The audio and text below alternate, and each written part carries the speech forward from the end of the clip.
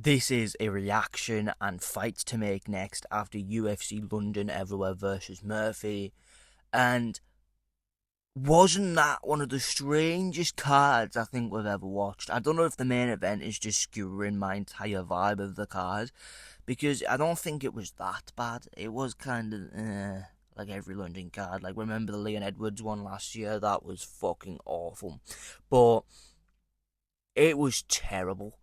Like that, let's just get into the main event.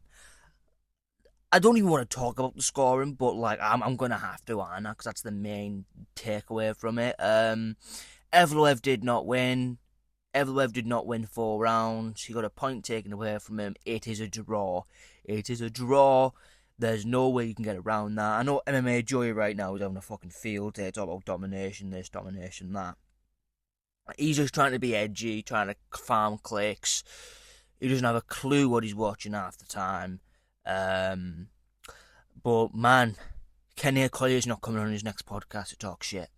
Like, and when I say talk shit, I mean like physically, like talk absolute bollocks. Like, sometimes I was watching that shit and I was just like, what the fuck? How do you even come to that conclusion? Is usually the first thing that comes up. But the main event, other than the scoring, let's talk about the fight. Evloev decided not to shoot a takedown and strike with strike with Murphy, and you know what? People are not gonna like this, but like he wasn't doing too bad. He wasn't doing too bad. Like I've always said, like Evloev striking is kind of underrated, but it's also kind of overrated at the same time, because you get people who like use that Arnold Allen clip where he gets rocked even though he's getting dominated the entire fight. Also, how good is Arnold Allen, by the way? And it's just like his striking's good, but it's also not good. It's hard for me to even say. It's just That's my explanation for it. It's just Like you wouldn't be like you wouldn't put him in your top 10 strikers of all time, would you? But for the people who are saying that like Evloev, Topuria moved to lightweight to avoid Evloev, are we for real? Are we for fucking real? Are you dumb? Do you need? I can't stand these fucking fan bases, man. They piss me off so much. I can't be asked. Like, what the fuck? Topuria would have put him in a body bag. I think I put a tweet out like that. It was like, how would have this matchup went? I'm just like, are we for real? Fucking Topuria would do whatever the fuck he wanted to Evloev. I'm swear down. They were both fighting like they were in fucking slow motion. None of them were hitting strikes, and when they were like literally putting power behind the shots, there was nothing there. Ilya would walk through the fucking pair of them, not just Evloev, both of them. Both of them. Volkanovski is gonna walk through both of these. This is like absolute dog shit. What was that fight? That would may actually go down. Like, people are calling it rigged. That's how bad it was. I'm not gonna say it was rigged. I'm just gonna say it was shit. But if it came out that, I don't know, Dana White had a fucking Francis Ngannou hold up fucking Movzar in the middle of the in the middle of the arena when he was walking in, and was like, if you shoot a takedown in this fight, fucking, I'm gonna get me Cameroonian crew on you and we're gonna fucking jump you outside afterwards. And he was kind of like shitting himself for the first two. Like, I even said that Evloev looks like he's feeling the pressure. Maybe that was the reason. Maybe it's the fact that he had his first 5 rounder. I don't know. But like, we've seen people fight their first 5 rounders and literally fight like they just stole their fucking child and give it to Jeffrey Epstein or something, you know.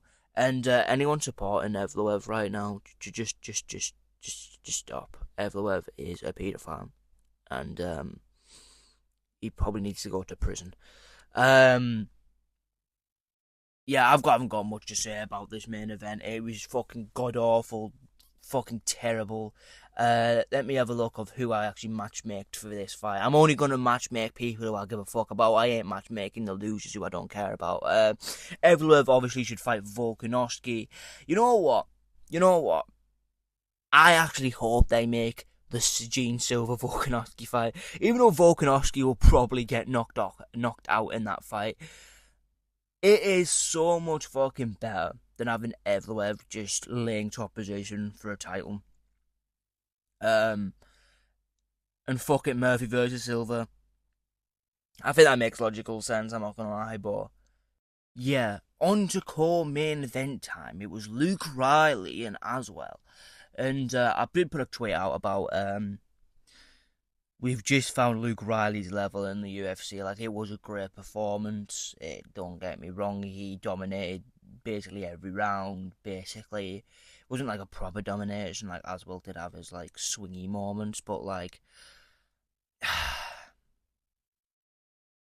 I think a really good fight for Luke Riley is Jack fucking Jenkins. Imagine that on like the fucking JDM card. That would be so fucking good. Like, let's be honest, that would be great. I feel, you know what, that is who I've matched him up with. I'm looking through my notes here now. But Luke Riley, he's good, has zero defense. If he fights a power puncher, I would worry for him. Like, if he was to fight Ilia Topuria is gonna fucking murder him. I can't think of any featherweight fucking power punches at the moment. My head's all over the place. But the fight I want to see next for Luke Riley is Jack Jenkins, because that would just be a fucking great fight. Is Jack Jenkins even a featherweight? Because I do go through the Tapology rankings. Is he even a featherweight? Am I being lied to? Hang on. Because I'm going to look like a right dipshit.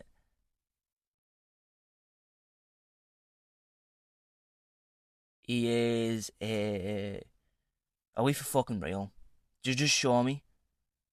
Oh, he is a featherweight. Alright, okay, I'll shut the fuck up. But that fight was good. I do think UFC chins are just different to like regional chins. I don't know what it is, but like guys in the UFC, they just take power differently. Man, this card was so weird. I really expected Luke Riley to get like some fascinating fucking knockout in the second round. The minute it went past the second round, I was like, fuck.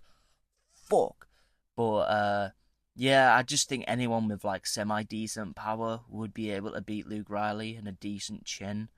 Yeah, so let's give him Jack Jenkins. Because like, even if like say Jack Jenkins beats him, at least he gets beat by Jack Jenkins. Now, if they give him some sort of fucking Dagestani fucking child marrying that part of the world, then it's not going to be any good, is it? Because what's going to happen is he's going to get laid on top of, he's going to lose all his stock, and then fucking Muhammad from Pakistan is going to talk about how we're different. So, can we not do that? Thank you. But, yeah. Luke Riley versus Jack Jenkins is a great fight. Make it fucking happen. On to the next fight, which is JDM. I wouldn't dare disrespect JDM like that. MVP versus fuck Sam Patterson. That was like half a cough, sneeze, and everything else in between. This fight was fucking horseshit. Like, this is the strike numbers. Full fight strike numbers. 33 strikes for MVP, I believe that is. And 25 strikes for Sam Patterson. In total, that's what, 53 strikes or something like that? Get them out. Cut them. Both to fucking PFL. Not as much as Sam Patterson. Sam Patterson was being a bitch in this fight by not doing anything. And trust me, when you see who I've matched MVP up with next, you'll fucking love me for it. Because it's going to be a great fight. Watch. You just watch. MVP legitimately doesn't deserve any rank in fights. Awful. He made striking look terrible, and it's really fucking rare you can make striking look so fucking boring. MVP should legitimately, like, he should be like the early prelim opener, like the first fight of every pay-per-view would be a great. Like, I've seen women's MMA fights that are better than that shit. Like, I'm talking about the average woman. I'm not talking about like fucking Zhang Weili and Joanna. I can't say that second name ever. I can never ever say it. But I'm not talking about like them sort of fights where it's like really fucking good and they look like fucking Pingu afterwards. I'm talking about. Fucking who's like an fucking Valentina Shevchenko. She had a better fight in her last one than fucking MVP did here. But I'm not gonna like daddle on a bit too much about this, right? You're gonna love that I've matched MVP up with because we need someone who's gonna give the fight to MVP, but also someone who to give him punishment if you know if they get hold of him. And I think it's a great idea. Like, listen, you're not ready for this fight. Andreas Gustafsson versus MVP. Now, this could either go one way or the other way, right? MVP is gonna fucking KO him in like a round, or we're gonna have fucking Gustafsson molest him, and then a Patterson as punishment for your terrible performance. You are getting KO, which that is the Chinese dude that trains with the Korean Zombie. But let's move on to the next fight. No, I'm not doing Christian Leroy Duncan versus Delize. I cannot be asked. They're both shit. That fight was shit. So we're going to move on to Curtis Campbell versus Danny Silva. Now, this one is an interesting one. Because I was actually on the Curtis Campbell hype train. Like, I watched his grappling. I was like, he's such a high-level grappler that I think it'll make up for his shit striking. Now, I think they were saying something like he has, like, kickboxing fights and he's like undefeated in kickboxing. Do not lie to me. Do not insult my intelligence. He does not have kickboxing credentials, alright? Maybe he's like fucking 0-10, but he does not have kickboxing credentials. Don't lie to me. Don't lie to me. I don't appreciate your lies. But like on a real note, like Curtis Campbell, like in the first round, was like really doing really well. Some of his grappling sequences were really fucking good, and like if you train, you should be watching that shit and be like, that's something I want to watch because like some of them sequences were really fucking good, like on a real. But like, I know the exact like.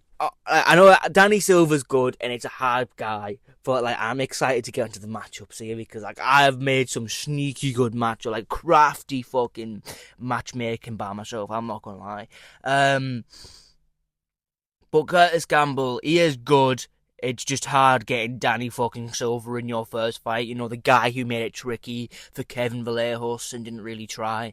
But I'm starting to think that when these hype jobs come in, and I'm like the 50-50 on it, I'm just going to go for the one who's more experienced, which in this case would have been Danny Silva. But I've got a perfect matchup for both of these, and this is why I'm excited. So Curtis Campbell, you're going to have your Christian Rodriguez test. You're getting your C-Rod test, and that is the prospect in the division. That is basically the fraud checker.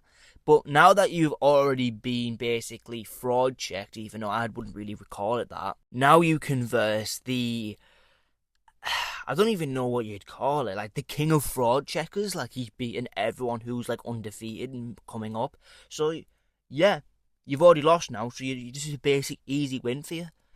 It should be anyway. And for Danny Silva, I basically give you the ostrich, a featherweight, which is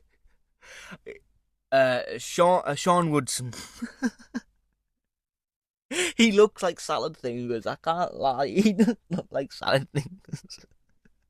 He doesn't look normal, alright? He doesn't look normal at all. But yeah, they're the matchups I've made. I think that's really crafty.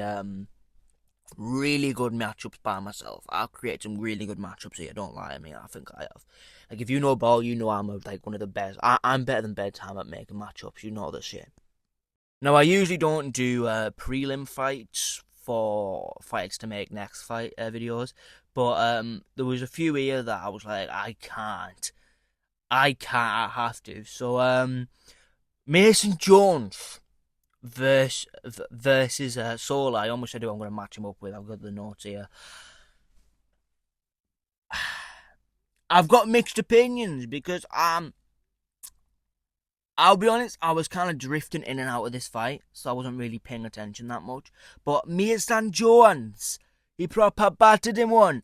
He was coming forward. I remember now. I was on the phone with somebody, and yeah, kind of interrupted my UFC fight watch in the attic alone. Oh, I need to get a life like for real. But yeah, Mason Jones, he beat his ass, but like Solar's really got a tough. I'm gonna take that into account next time I predict one of Solar's fights. Like Solar's proven to me that he's not complete ass, even though he looked complete ass in the Contender Series, I think it was. But he looked complete dog shit in that fight. But Mason Jones probably should have taken it that competitive. But I think Mason Jones is going to be like a really good threat, and he's in the lightweight division, which is even harder. And you can't tell me a really good matchup for him, because in a couple months, basically in 1 month's time, he's just got out of the basically when you just get knocked out cold and you've got to like relax a second. Haqparast would be a really good fight for Mason Jones, because like from what I was seeing in Tapology, he's just outside the rankings, and it is a winnable matchup. I am being biased. Yeah, Mason Jones, a Welsh guy, fighting on an Afghani American. Tell me that isn't great. Is he Afghani American or is he Canadian? He just straight up. He might be Canadian. I don't really care about this shit. Right, let's move on. Anyway, on to the next fight, which was Shamrock versus Kareem El Salwadi. I'll be honest, I didn't watch this fight. It was too early. I was doing shit. I was out. I should probably went and go back and watch it, but I'll just make this one quick. I've only really seen the highlights of like Shamrock pushing him after the fight and shit like that, so I'm just gonna make this one really, really quick because my matchmaking was supreme in this fight. But I want to say something. I was never convinced by Shamrock. I said that in the prediction video. I said he could get this done, but I don't think he's particularly good enough. And yeah, Kareem Al-Salwadi won, didn't he? He just won. I guess it's a great win for Palestine or America, depending on what you consider him as. I mean, he does live in America. He's technically American. Just saying. I'm just saying. But Shamrock fights Anshul Jubilee, and I'm not saying that as like a joke. That should literally be the next fight. And Abdul Kareem El Salwadi, you can fight. Is it Caio Fernandez? Or am I saying that wrong? The guy who got that leg kick TKO at the France card before. That guy.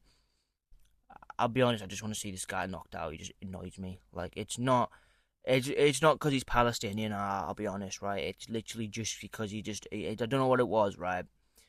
It just, every time he's at a press conference after a fight, he just irritated. It's just his voice, I think. I know I've got an annoying voice, but his voice just irritates me.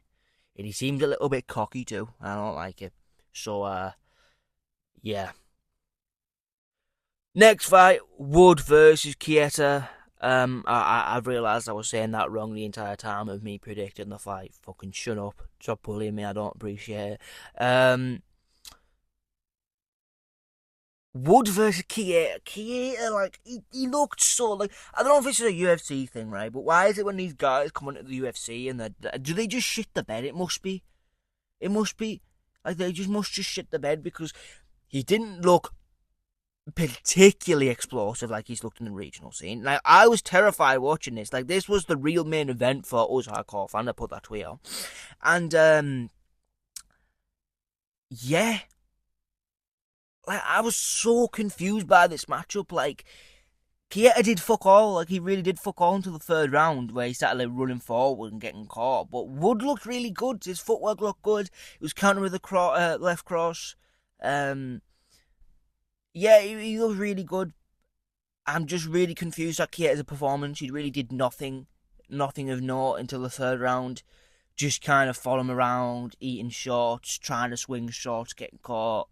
But I guess we can just say that like we beat Kieta because we are different, and Wood is completely fucking just.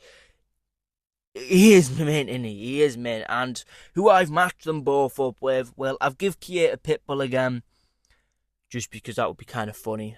And I have given Nathaniel Wood, because he deserves it. He deserves a ranked opponent now. Josh fucking Emmett. Josh Emmett. I am terrified because like that is like a matchup you can make that can backfire. You know what I mean? But like I think Wood will get it done pretty easily because Emmett's kind of shit. But let's move on. But that's the end of the video. Like, subscribe, follow me on Twitter as well. I was having some fun last night. But yeah, this card was absolute horseshit.